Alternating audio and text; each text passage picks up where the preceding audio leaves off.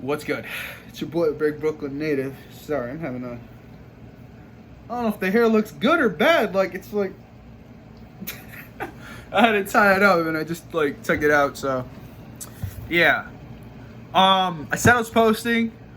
I'm not fronting. I'm gonna stick through with it, don't worry. Where to even start? Shit. I remember I was doing Motivational Monday, but, like... shit wasn't really happening to me on Monday, and I wasn't really motivated, so I couldn't really follow through with it. That was, that kind of sucked, but yeah. Let's see. I actually had a very interesting day today, and I had a video recorded, but I think talking about what I did today would be more better in the other video for Friday. Just because this happened today, I can give you the raw emotion right now. So... where to even start? All right, so, things have been going all right. My class was canceled Monday, but then we had a Monday scheduled Tuesday, and then my professor just gave us a quiz and dip, so that was light. My ass caught a good fat nap today, cause at work, where else, it was quite an adventure. So I came into work this morning, I go about my usual fucking bullshit, cleaning after people who are fucking stupid as shit, but it is the most, you guys know what I do. I'm a custodian, do what I got. I knocked out the bathrooms, I did what I got to do. No one really gives me issues no more as much as before. Like, now in the mornings when I clean, I'm there before majority of the people do show up, so I just knock it out. It's more of when I have to clean throughout the day. Like, they do pay me to clean the bathrooms, multiple times. Like, I have to go in there, mop it up, touch it up, make sure it's sweating and kept together, or else I get fucking bitched about, because they're like, oh, so basically I'm like the usher for the bathroom. So what I do is I'll do every hour and a half, I spin back around and take a look at it. Now I work 7 hours, so I'll start the day cleaning it, then I'll run the Zamboni, clean the racetrack, like the big aisles or whatever, this is all my lingo that I call it to make it more simple. I'll just run it, clean the bathroom. The Zamboni water line is fucked up. I don't know how. All right, there's just two dudes that use it besides me. So the Zamboni, if you don't know, if I didn't explain it before very thoroughly, allow me to indulge. It just basically cleans the fucking floor. Now the machine itself is a fucking whore itself. Like, she's a whore. I love her and hate her at the same time. She's what makes me money, but she's also a fucking bitch. Or I'm talking about the Zamboni. I'm not talking about a female here. The issue with it is the components is like a vacuum. So obviously if you're scrubbing the floor, you have blades on the side of the machine. So where you're sitting, the blades are to your right and your left. And they just rotate and they scrub the floor. Now I have solution, right? So like a soap kind of, it's more of like a sud kind of thing. If you know what suds are, like that's kind of what it is. So the blade in the back that you would see, if maybe I'll do a video showing you guys what it is and shit. It just basically soaks up all the water and stuff like that. But if the water line, that's connected to the blades is fucked up, which it is, because I checked myself and I don't know how to fucking fix that shit. But I could take stuff off, and if it needs a new piece, I can put it on. But doing all that, we need a real person. That was actually a very interesting conversation, but I'll get to that. So there's two people in this fucking job, and for some reason, making my job a living hell with the Zamboni. And the first person is this dude that works with me in the after fucking nudes. Now the Zamboni only works if it is clean. All right, think of it as like a drivable mop bucket. All right, like every mop bucket, you got to throw out the dirty water, just like the Zamboni, you have to throw out the dirty water. But there's a catch to it. All right, like a mop bucket, you could just throw a quick rinse, and it's done. That's not how it works with the Zamboni to clean it out. You have to fill it up all the way. Like, I'm talking close to 80 gallons of water. All right, you got to dunk it all in there. And I got to drive it outside, throw out the water, come back, do it again. The water cannot be dark when it's coming out the machine, or else it's going to streak. Streak meaning you're dragging dirty water across the floor. That is what this motherfucker in the afternoon does to me. And it fucks me up so goddamn bad. He'll fuck up the floor. So when I come in the morning, I'm seeing white shit everywhere. I'm like, dude, what the fuck happened here? And they're telling me, oh, he ran it yesterday afternoon and just left it like that. Then I go check the machine. He didn't clean it out. Just left it like that too. So then I got to spend an hour fucking cleaning the shit, because I got to go clean it out 4 fucking times, because he went into dirty ass aisles and didn't sweep it. This is just me venting on my fucking job. But you could see, instead of doing the shit the right way, he half-asses it. And that fucks up my fucking schedule. Because then I gotta come in and clean up after you. End of the day, I'm still gonna do what I gotta do, but dude, come on. Like, you're making my job fucking unnecessarily difficult for no fucking reason. Go fuck yourself. And then secondly, this is a son of a bitch. I'm not gonna start name dropping.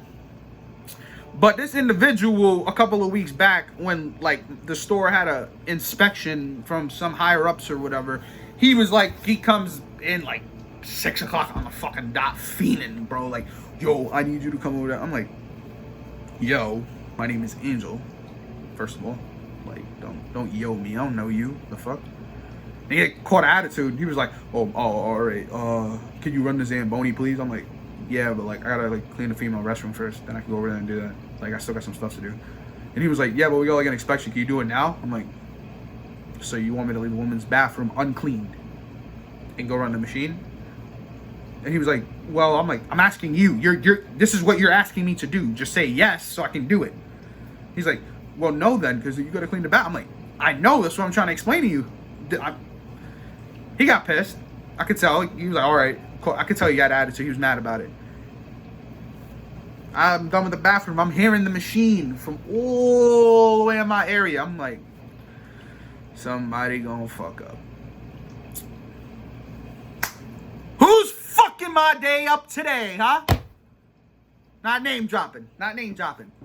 I was so mad that day because this son of a bitch was driving the machine and the fucking vacuum piece to the blade that sucks up the water wasn't even connected. So all he was doing was dragging water along, right?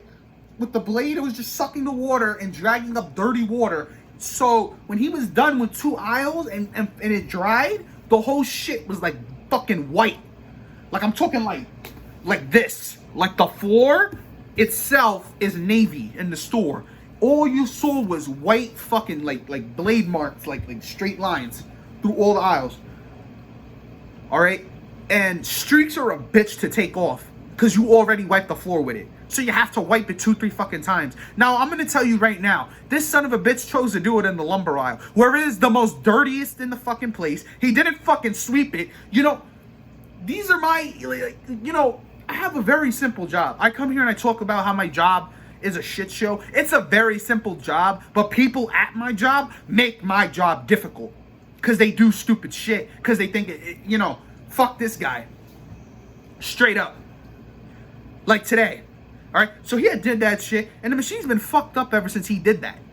All right, because the water is just coughing back out, and the machine's gonna get fucked up because it's not like circulating the water properly. It's getting backed up. That's why the water. I told the manager that too. I'm like, yo, it was your boy that fucking did it. Like, it wasn't me. Like, you need to talk with him because he was the one that was running it without the fucking like clean water. My fault. Hold on, gotta mute this. Okay, there we go. Let me relax real fast. Before I go on about what I did today, I just wanted to talk more about, you know, what's going to go on in this channel and shit like that. I'm saving up money right now to get a car. That is, you know, I don't maybe a couple of years from now when I'm making real fucking money, I get a degree and everything, I'll be like, I remember when I fucking had to pinch pennies and everything. And, you know, I found that this college experience, you know, I went away for school before to SUNY, Plattsburgh. And like, compared to what I'm doing now, if you told me this 2 years ago that I would be here and I'd have a job doing this and I would be going to school here and I did everything that I did, like doing what I'm doing, like actually working a full-time job, being a full-time student, I wouldn't have believed you. Like, I'm honest to admit that 2 years ago I was a different person, and it was like I didn't like the person I was. I was more of like upset with myself a lot. You know, the people I was hanging out with, I'm not gonna say all of them were bad for me. You know, a lot of them were there for me, but when I think about how I was and the person I was, I'm sorry, I told you, I be thinking I have a ghost in my car. I be hearing shit sometimes. I just think about the shit that, you know, happened before. Now, if you guys don't know, I live with my grandmother. You know, she's 77-year-old lady. She's 4'11", but she has the most fucking ferocity I've met in my goddamn life. That woman is a walking fucking bulldozer. She can handle anything. Like, she takes on a big burden, and, you know, my grandfather passed away in 2018. You know, he had pancreatic cancer, and that was rough on me. And I get sad just talking about it, but people go on and they pass away, and we're left with the memories and the remnants that they leave behind. So, you know, 2 years ago, around this time, I did stupid shit. I wasn't thinking clearly. My grandpa had just passed away that summer, you know, and I didn't like the person I was becoming, because I was so like caught up in more of guilt because I wasn't around when he was very sick, because I was at school, and I blamed college for a while. I was like, it's because of this shit that he passed and I wasn't there. And you know, I don't feel like I mourned properly because I didn't talk to no one about it, you know, even at the funeral and shit like that. I don't like talking about more personal things that go on YouTube, but like everything I do, like I wake up every morning at 4 o'clock and, you know, sleep deprived, and, you know, beating my head to write music and beating my head to do schoolwork that's difficult, that sometimes I don't know, that I have to read a lot in a short amount of time. And, you know, if you guys don't know, well, I did say it before, I'm epileptic still. I'm still human. Yeah, and like a lot of people that do this stuff every day, like if you're working and you're going to school, or if you're just working and you're just going to school, that's a lot, all right? I'm talking to the more, I want to appeal to the audience that's my age, 20, you know, 18 to 23. That you know, anyone else is more than welcome. You know, I speak freely and I speak about the truth. You don't have to feel like you're in a rush to catch up to anything. This society that's, you know, really centered around social media and television and, you know, major broadcasting and stuff like that. I think my communications major, my professors were teaching me, they just make it a, you know, misconception that you have to be in a rush to catch up to everybody, and if you're not successful at a certain point, you know, you're failing in life and you're pathetic. Don't think that way. I try not to think that way because, like, nothing happens overnight, all right? People who get famous overnight over a stupid video, but the best of the best work on their craft. The best of the best lose sleep because they know that you could sleep when it's over, because you gotta take a risk, all right? You give and then you get. What you give in this world is what you receive. Now, if you've given your all and you've given everything you've got, all right, you waking up, starting your day, and you're like, I could do this. I could do this. I could do this. All right? You have to, it don't matter. You're going to wake up days and you're going to feel like I'm telling you from my experience. I'm here to talk about, you know, I'm not trying to be me. I want you, you know, everyone who's watching my video and hearing what I've got to say. I speak about myself not out of narcissism or arrogance. I speak about myself because, you know, I'm still getting a hold on my life. Like, I don't got everything fucking figured out, but I'm trying my best. And I know there's everybody out here trying to do the fucking same thing, you know? So if you're ever feeling like I said in the last video, you know, depression is a very serious fucking thing. And feeling like you're underwhelming and not accomplishing enough, that's a very, like, hurtful feeling to, like, endure, because you just constantly feel like you're not good enough and you're not going nowhere. Trust me, you are.